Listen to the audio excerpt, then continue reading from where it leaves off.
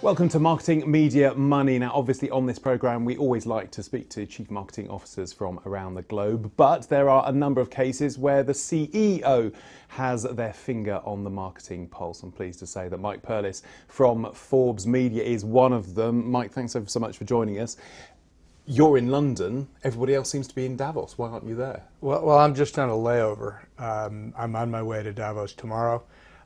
Forbes has their 30 under 30 celebration. We've announced our new European list of 30 movers and shakers in 10 categories under the age of 30.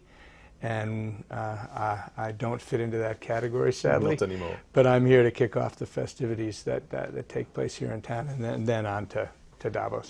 The Forbes 30 Under 30 Europe covers everything from the media to the arts to finance, law and social entrepreneurs. Names in the arts category include chefs David Andres from Barcelona and Irishman Mark Moriarty, Max Persky for graphic design and Federica Del also for photography. London-born and BAFTA award-winning Michaela Cole features in the entertainment category. Soccer superstar Gareth Bale also features with Brit Award-nominated musicians Michael Kiwanuka and Emily Sandé.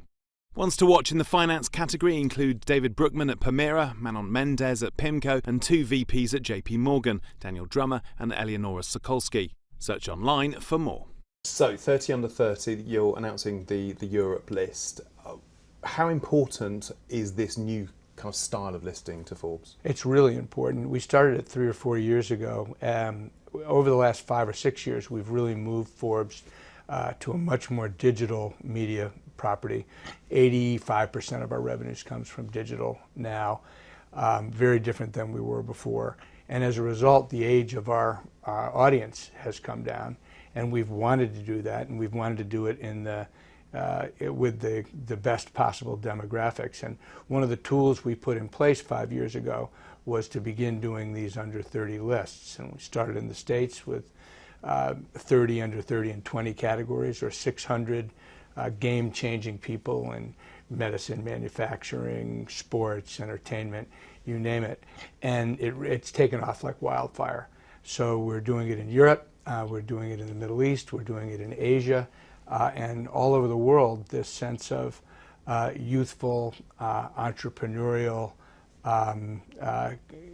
really supercharged millennial behavior is very exciting and really important to Forbes. So who are these people, and how important are the younger lists in terms of attracting people to the brand? Well, they seem to, it seems to be out of control, to be honest, in a good way. Everybody wants to be on the list. The amount of name recognition for the Forbes under 30 is extremely high. Thousands and thousands of people apply, and only a few hundred are able to make the list. And along with the few hundred that make the list, each one of them seems to have a posse of people who have shared in the success that they're enjoying.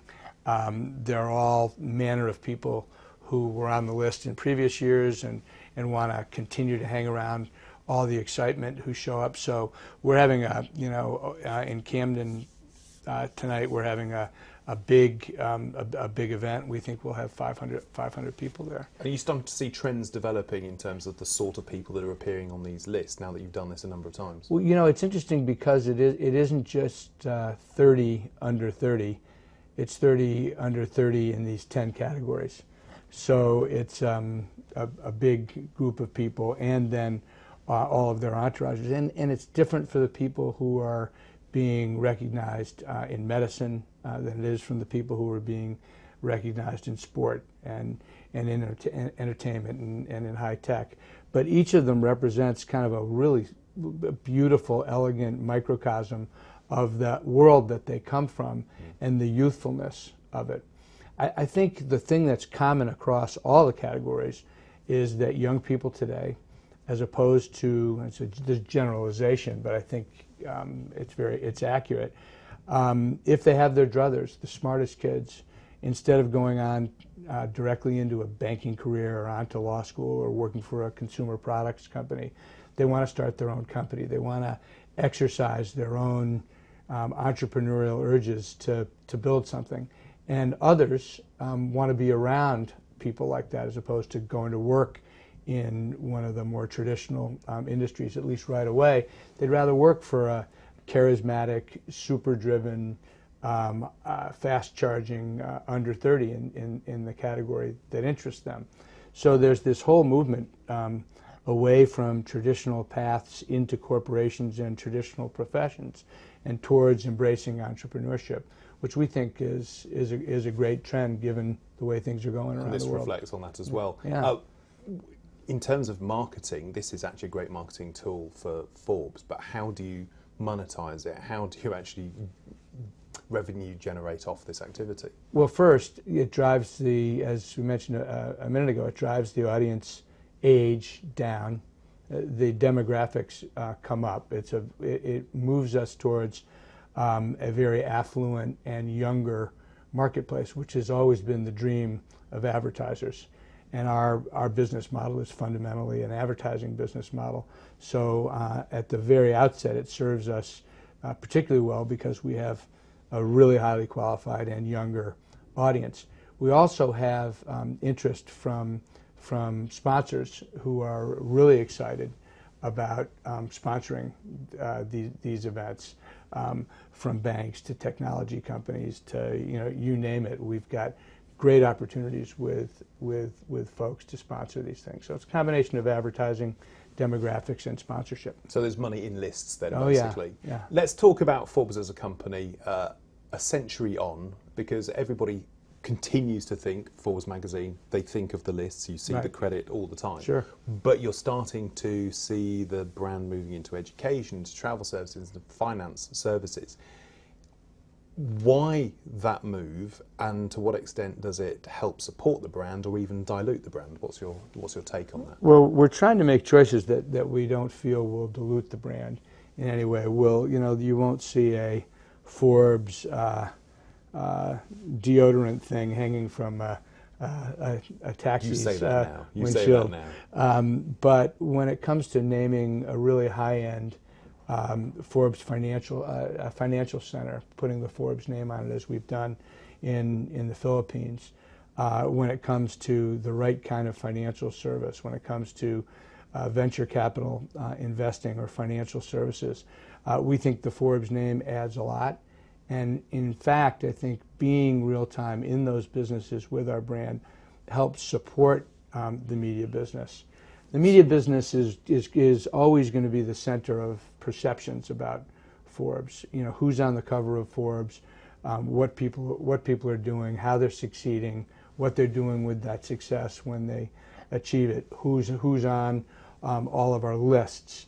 But the media business alone it's a good business, but we like to round out the edges of the ups and downs in the media business by using the brand name in these other businesses that aren't quite as cyclical. So when you come to leave Forbes at some point in the future, what would you like the Forbes brand to represent beyond lists and the magazine?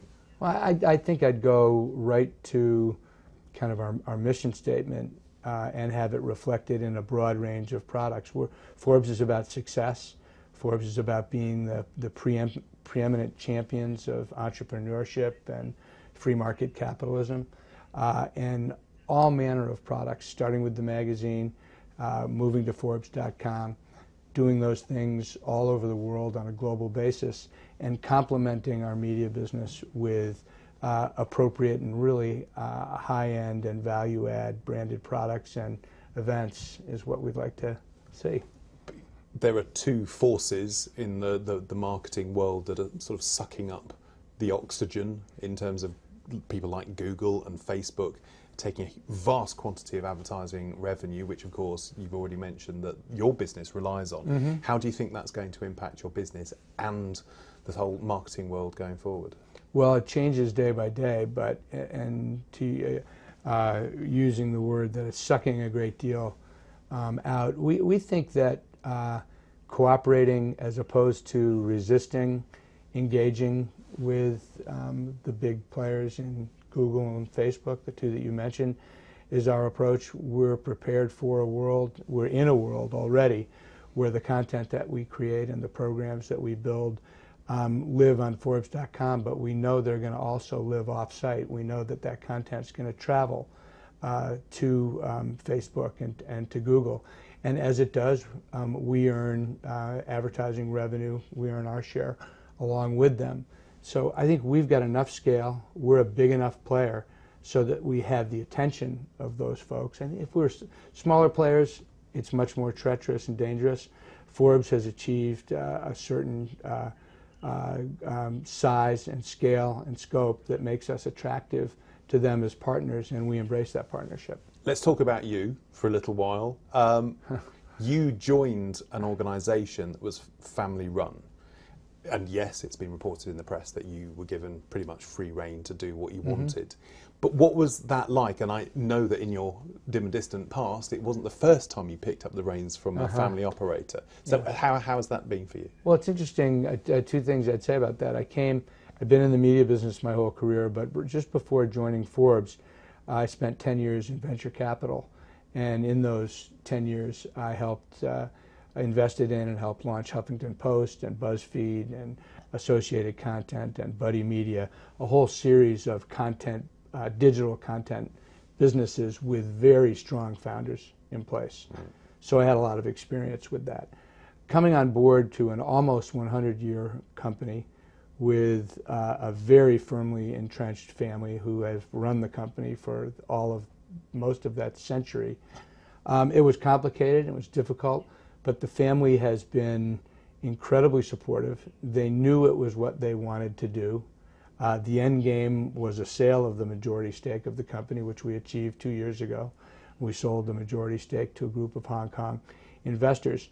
And I think the key to a smooth transition and great results was that the family made the decision that they wanted to let go. They didn't disappear. They were always there consultatively and on the board. Yeah, but they weren't equivocal, if you will, about the support that they gave me to run the company. Now, had they been equivocal, I suspect we wouldn't have had the results we've had. The fact that they weren't equivocal didn't guarantee success, but I think it played a big part that they made this decision to let somebody come in and run it, and they actually let us do it. And it was me, and I had a great team that made it work. Did you have a similar experience with Mr. Hefner back in the day? I did, but that was a long time ago, 30 years ago. James is referring to the fact that I became the president and publisher of Playboy as a young guy, and had a similar experience with Hugh Hefner. Yeah, I think it was similar. Maybe I have some just sort of I have some sort of special family skill set. But out of all of these experiences you've had, it's clear that publishing is in your blood, it's in your DNA. But out of all of these sort of magazine titles that you've worked with over the years, does one stand out as being your favourite?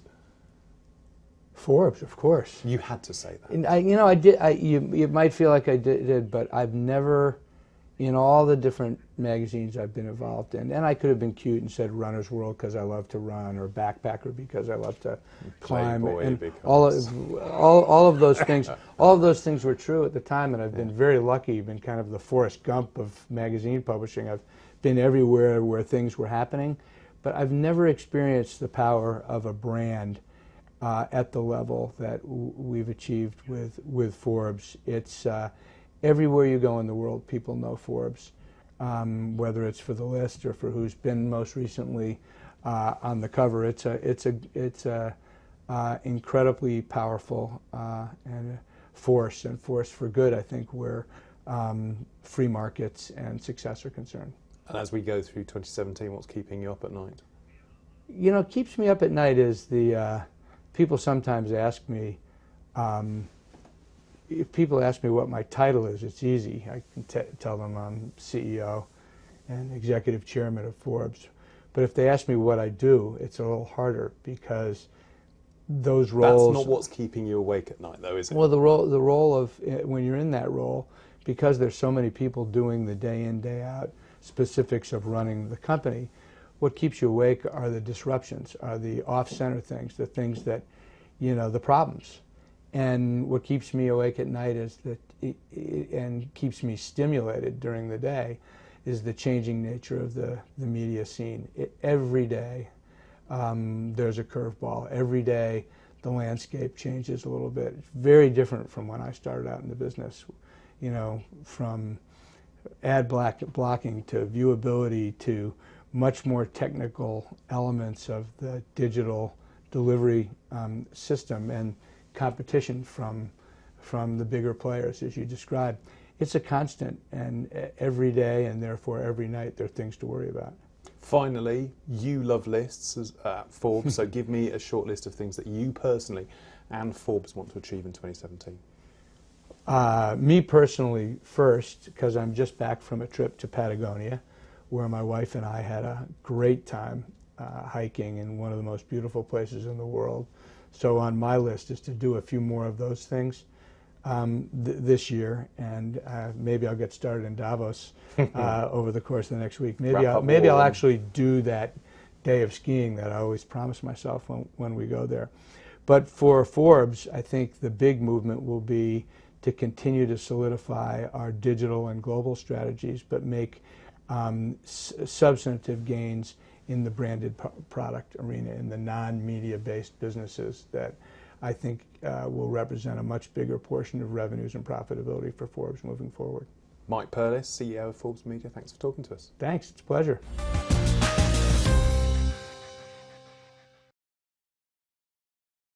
Still watching? Perfect. Click here to watch another great video from CNBC International. Oh, and don't forget to subscribe. Thanks for watching.